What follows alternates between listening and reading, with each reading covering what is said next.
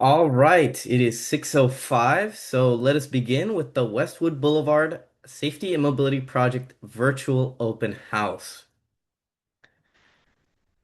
Before we start today, I do want to let you know that if you need closed captions, there should be a option at the bottom of your screen to show captions throughout this meeting. And if you have any questions, you can submit them through our Q&A tool also at the bottom of your screen. Uh, we will be accepting questions up until the end of the first round of Q&A. We'll be taking questions, and if there's any questions that we don't get to in that first round, we'll get back to questions at the end of public comment. Before I pass it off to our representative from Council District 5, I just wanted to take a moment to first welcome you all to today's open house. Many of you have been following this project for many months and have given us a lot of great input. So I just want to really thank you a lot for being here tonight. Today's presentation will be recorded and posted on the website for future reference, our LADOT Livable Streets website. Um, the questions and answers and the public comment will be recorded on our end, but will not be posted onto the public website. Before we begin with the full presentation, I'd like to open the floor up to Jarrett Thompson for a few words here. Jarrett, take it away. Thank you, Matthews. Hi, everyone. My name is Jarrett Thompson. If you don't know me, I am the Transportation Director for Council District 5, Councilwoman Yaroslavsky. We just want to thank everyone for joining this tonight. As I noted in the in-person meeting, we're really excited whenever we can bring money and improvements into the district. And so we look forward to a fun discussion and your comments and feedback. And if you have questions, you feel free to email me as well. Thank you for coming. Have a good night. Thank you, Jarrett. So we've got a lot on the agenda today. First things first, we'll be covering a little bit about the project context. In case you're not too familiar with the project, we'll start with that. Then we'll go into safety, the history of safety on Westwood Boulevard. We'll talk about the engagement we've been doing for this project, some of the results that we've received through our survey, and our recommended design based on the feedback we received, as well as some preliminary impacts uh, for for this project. At the right of the screen here, we have a map of the project extents. So the Westwood Boulevard Safety and Mobility Project covers from LeConte Avenue in the north by UCLA down south to Exposition Boulevard, where the metro station is. So, starting off with the context of this project, LADOT has three main goals. Our number one priority for this project is to address the traffic safety concerns on Westwood Boulevard. Safety is the number one, and as we'll get into later in this presentation, there's a history of car crashes and collisions on Westwood Boulevard that we want to address with infrastructure with this project. It aligns with our Vision Zero policy of bringing down and dealing with traffic collisions, fatalities, and serious injuries, especially for pedestrians and cyclists. Our second goal for this project is to improve the first last mile access to public transportation in the neighborhood. As you may know, at Westwood in Wilshire, there's a new subway station in the form of the D Line station under construction. With this project, we want to make sure that we are making that connection to the subway station seamless and safe and efficient, making sure that we're following the guidance in the Metro First Last Mile plan, and of course, implementing the mobility plan on Westwood Boulevard. And then lastly, our third goal is to enhance community connectivity. As we've been doing engagement in the neighborhood, One thing we've heard repeatedly is that for many people, Westwood Boulevard is a barrier to them. And it's a barrier for them when they need to get around to do their daily chores, to get to work, to live their lives. So, as part of this project, we want to make sure we're improving the cohesion of city streets. So, I had mentioned the mobility plan just recently. And the mobility plan sets out different designations for infrastructure that must be installed on city streets. So this diagram right here on your screen right now spells those out. On the left is the northern end of the project. On the right is the southern end of the project. Between Ohio and Santa Monica, the city is required to install protected bike lanes. South of Santa Monica, we're required to install painted Class 2 bike lanes all the way to Exposition. Then from LeConte Avenue to Wilshire, we're required to install full-time bus lanes. And then south of Wilshire, there's no in-street requirement for Westwood Boulevard in terms of infrastructure. Then lastly, the entire project extent is part of the pedestrian enhanced district. This means that we need to take a close look at the conditions of the sidewalk and the pedestrian realm on Westwood Boulevard. We need to address major obstacles for pedestrians and make sure that our curb ramps are up to ADA standards. Now, I mentioned these designations as being a requirement, and that's because of a ballot measure from 2024 called Measure Healthy Streets Los Angeles, or Measure HLA. This requires us to install these elements in the street whenever the city makes a qualifying improvement. This typically means resurfacing. Because we'll be doing resurfacing, this project does qualify as a qualifying improvement, meaning we do need to install the elements of the mobility plan on this street as a minimum. However, I do want to clarify that LADOT is able to go beyond these minimums based on community input.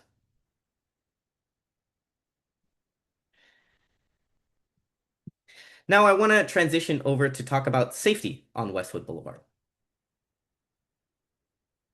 Now, as we talk about safety on Westwood Boulevard, I would be remiss not to mention the deadly crash at the 99 Ranch on Westwood Boulevard that just happened a few weeks ago. We join the Westwood community in mourning, and our deepest sympathies go out to the victims' families.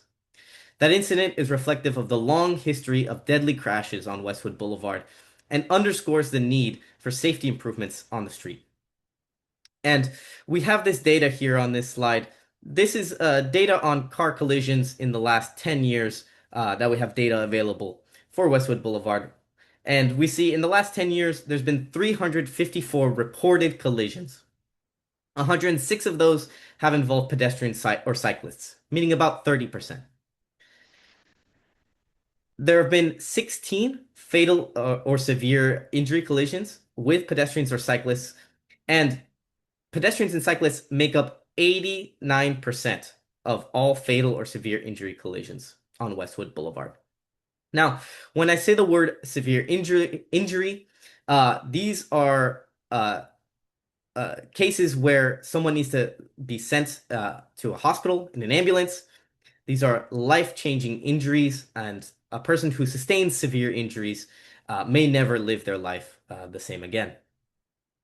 And when we look at who is being affected, which mode is being affected the most by these fatal or severe injuries, it's pedestrians by far. 13 pedestrians have been killed or severely injured on Westwood Boulevard in these last years, followed by collisions with cyclists.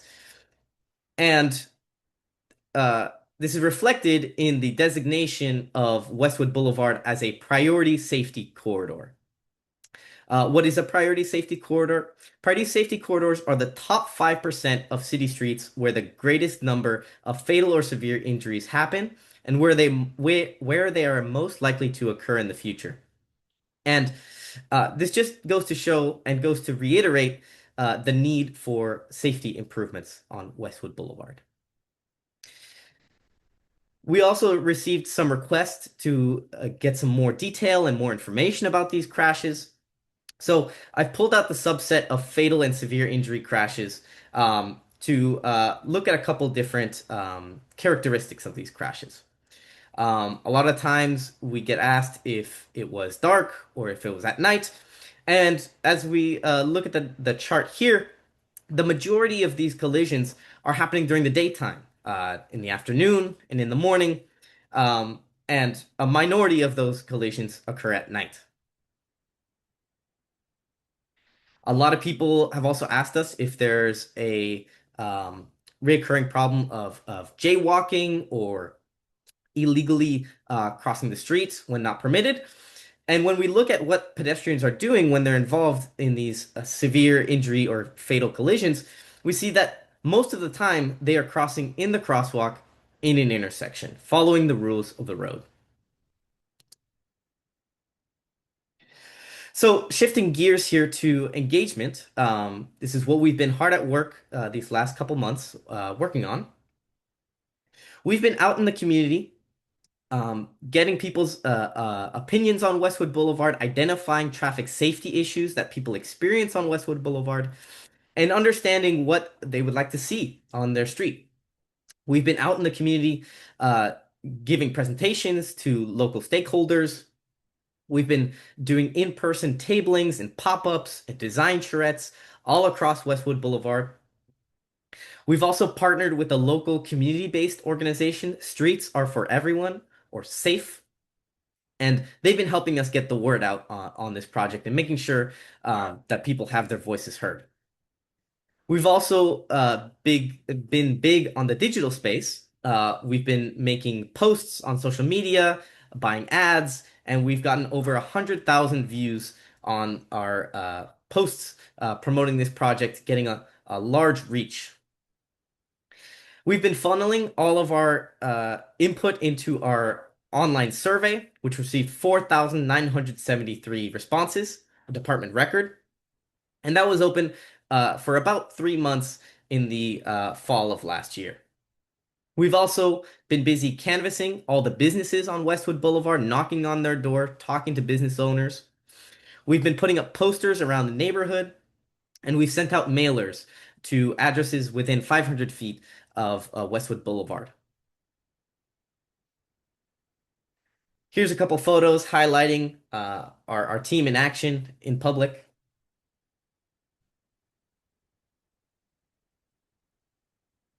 So, what did we hear through this process?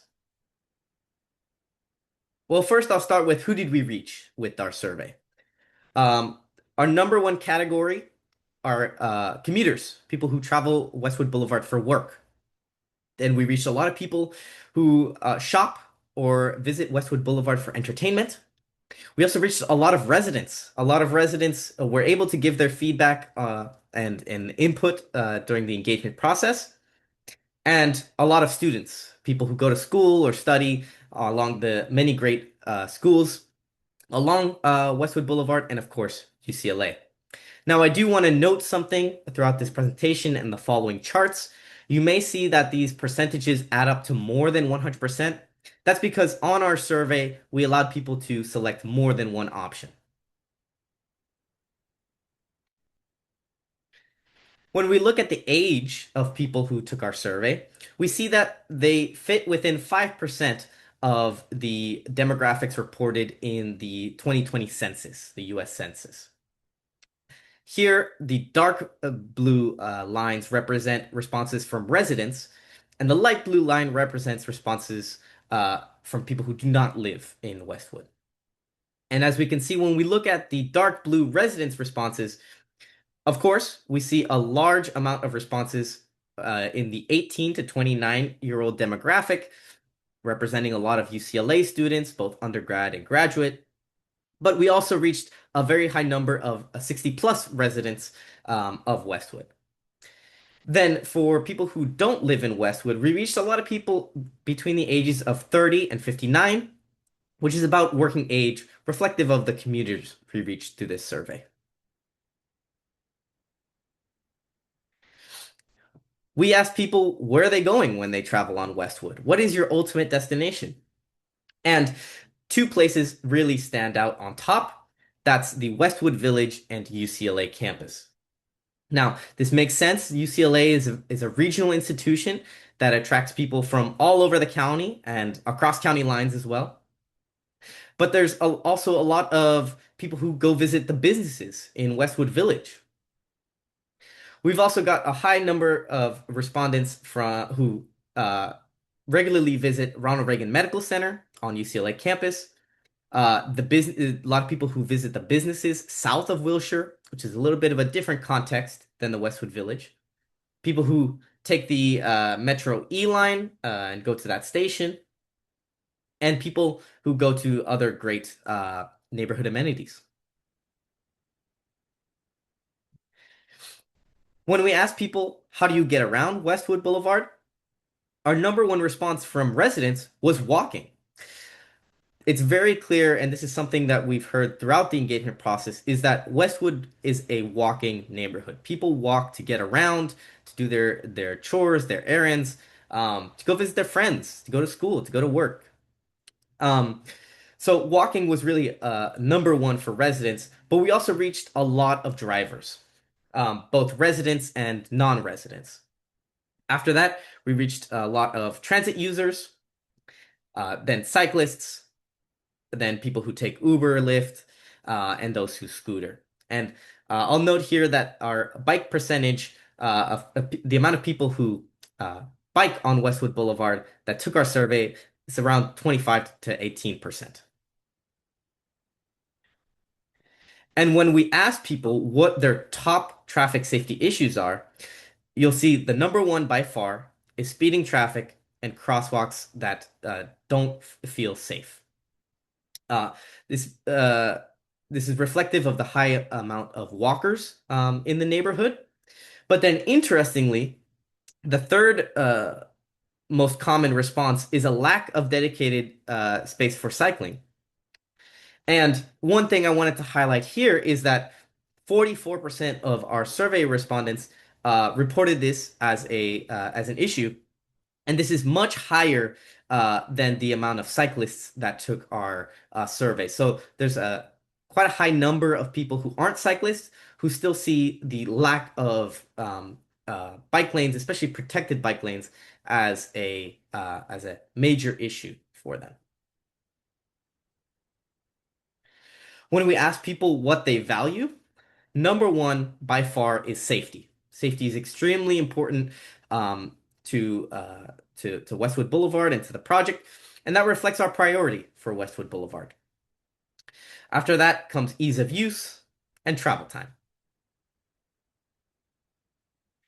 When we ask them some more questions about their priorities, by far, people really want to reach UCLA and metro stations by walking, biking, and transit. It's a high priority for people. After that, we heard a lot of people prioritize a safe and continuous bike facility on Westwood Boulevard.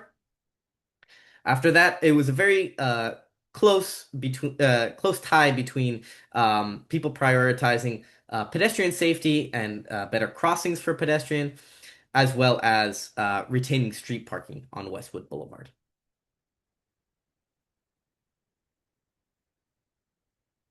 So I pulled out a couple quotes here. We had a free response section in our survey where people could send in any sort of comments about the project. Here's just a few.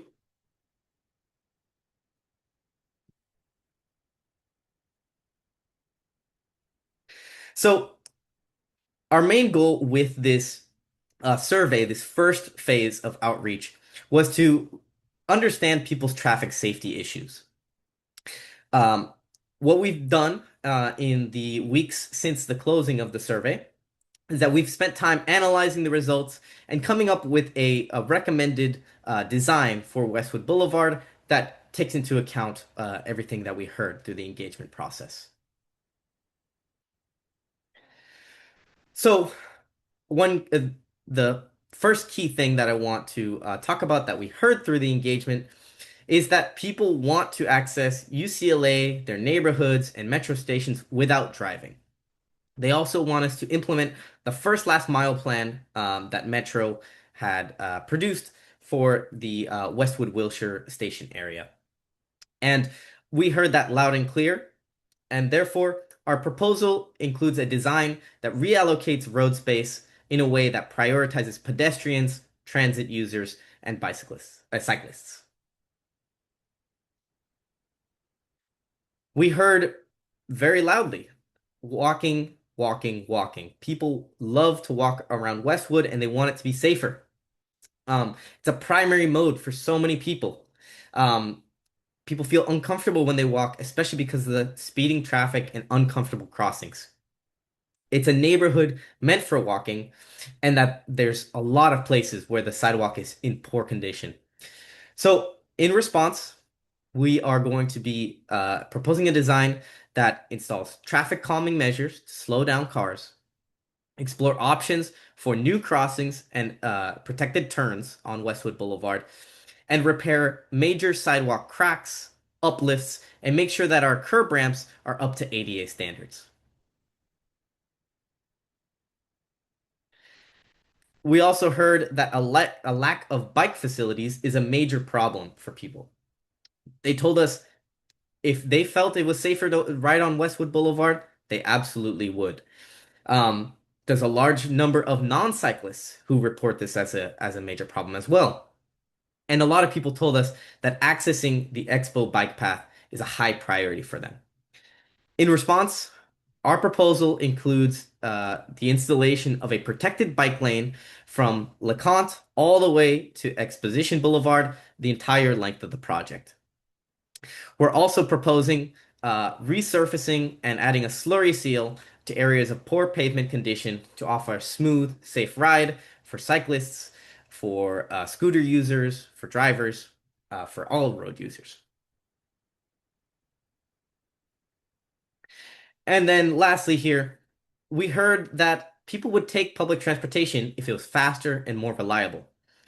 Buses are constantly stuck on Westwood Boulevard, especially in the Westwood Village, and that local residents, commuters, and visitors from all around use buses to reach Westwood and to reach UCLA. In response, we are proposing a design that goes beyond the minimums for bus lanes on Westwood Boulevard. We're proposing bus lanes to go from LeConte Avenue down to Santa Monica Boulevard beyond the minimum requirement of Wilshire Boulevard.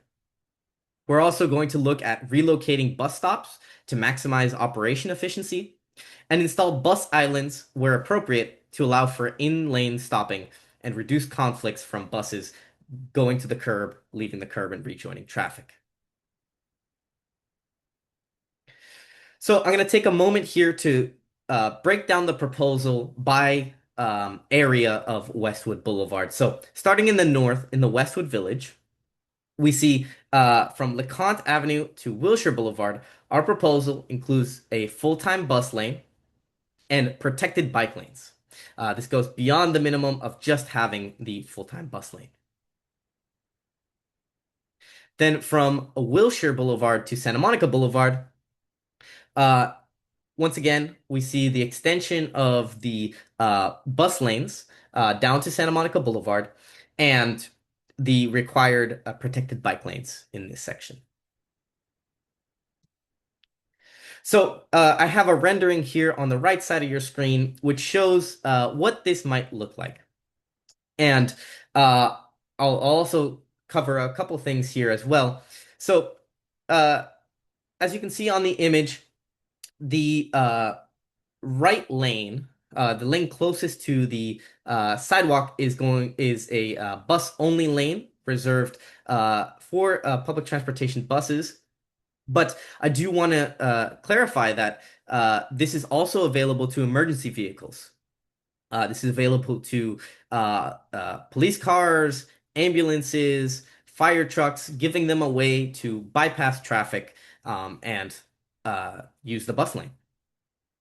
We see also an example on this rendering of a bus island that we are looking to use. It's that black and white sort of platform in the street, allowing for the bus to stop in the lane, pick up passengers, and keep going. And then you can see on the right, the very right of the screen, the bit of green there represents the bike lane protected by parked cars and other materials. Um, so a couple other things I do want to mention here. We're going to be looking at improving the sight lines for cars pulling in and out of driveways and intersections. And we've been in coordination with the D-Line team, the Metro D-Line team, who are currently building the subway station at Westwood and Wilshire to make sure it aligns with Metro's first last mile goals. And then throughout the corridor, we're exploring places to include new protected left and protected right turns to minimize conflicts with cyclists and pedestrians. Continuing south from Santa Monica Boulevard to Pico Boulevard, we are proposing a continuation of the protected bike lane beyond what is required in the mobility plan. We're also proposing converting the part-time parking that turns into a travel lane during rush hour into full-time permanent parking. This is something that came out of a lot of requests from business owners that parking is difficult, especially outside of the Westwood Village, where there's no public parking structure. This gives more hours of parking to the businesses on Westwood, making sure that customers arriving by car are still able to park at their destination. And then this last segment from Pico Boulevard to Exposition Boulevard, uh, we're continuing that protected bike lane design beyond the painted bike lane requirement, and also reducing the number of lanes and adding traffic calming measures so that traffic goes a little bit slower and a little bit acts a little bit calmer in this area, which is right in front of people's homes. This section of Westwood Boulevard is in a little bit of a different context and is more of a single family neighborhood. So we want to make sure that people feel comfortable with the street right outside their home. And here on the right is a rendering of what that might look like.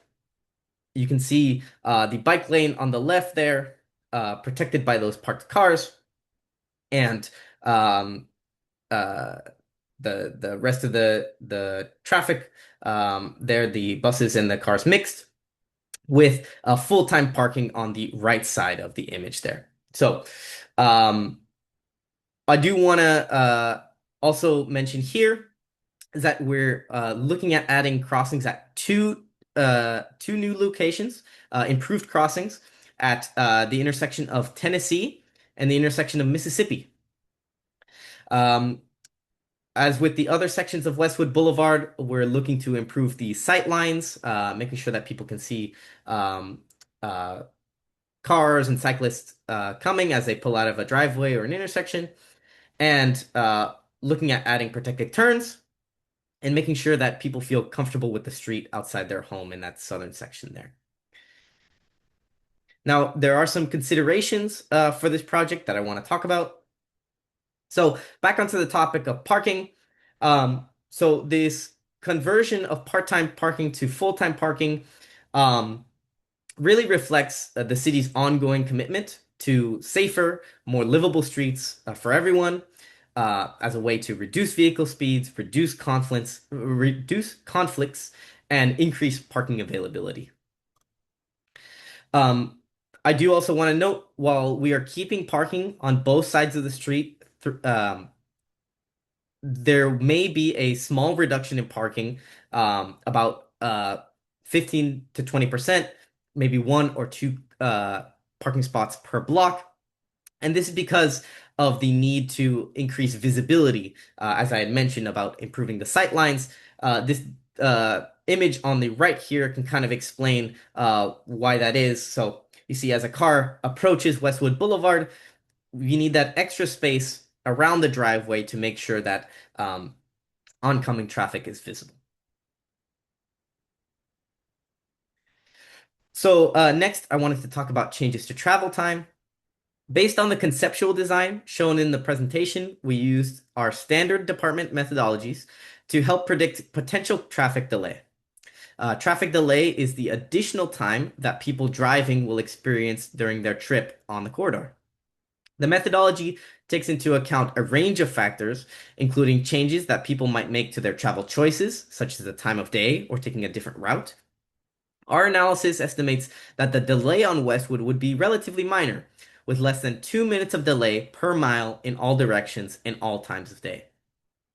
The biggest change would be during the busiest time of day, the evening rush hour going north, with a vehicle trip taking up to 1 minute and 50 seconds more per mile. Lastly, please note that these delay numbers do not reflect the changes to buses moving along Westwood Boulevard within a dedicated bus lane. Based on an analysis provided to us by Big Blue Bus, they conservatively estimate that buses will travel 14 to 20% faster as a result of the dedicated bus lane. So, where are we right now with this project? So with the conclusion of this open house, we will have finished our first phase of outreach, where they're going to be taking some time to really work on the design, have our engineers work hard to figure out all the specific details, and produce a plan that's closer to being finished. At that point later this year, we are going to come back in a second phase of outreach where we are going to show the community this design with more of the details figured out, and then ask for feedback. At that point, we will take that feedback, incorporate any changes as necessary, and then go to construction in early 2027. So this isn't the end of the project. We still really want to hear from you, and we want to hear your thoughts on our proposed design. Um, our goal is to have this completed by the 2028 games. Um, I will add the caveat that we may need to phase this project before and after the games due to a construction moratorium, essentially prohibiting us from doing construction while the games are going. If that is the case and we are delayed, we will do the northern half of the project first, from LeConte Avenue to Santa Monica Boulevard. And then after the games, we would finish the project from Santa Monica Boulevard to Exposition Boulevard. Um, our goal is to do it all at once, but we will have more information on that as we get closer to construction. I will also note that, as with all of our major projects, the Westwood Boulevard project will have an evaluation phase. We will take about a year to collect data on what are the effects of the project. So we'll be looking at things like increases to traffic congestion, improvements to safety, changes in behavior. And we'll be keeping track of that and conducting an evaluation to see the real world effects of this project. Should anything need to be changed, we will do so at the end of the evaluation. Okay, so thank you everyone for being here tonight. We really appreciate you being here and listening to this presentation, giving us great questions, great public comment. Um, this is being recorded and will be posted online to our project website. Please feel free to watch the recording at your leisure. The presentation slides are also on the website. If we did not get to your question today, it's very likely that we needed some more time to collect data and specific information to answer your question. So we will be having a public FAQ on the project website, and it will include questions that we didn't get to answer either in this open house or in the in-person open house. I just wanted to thank you again for listening to this presentation. If you have any questions or any other comments, you can always reach out to us at our email address, ladot.active@lacity.org. Thank you again, and please have a great night.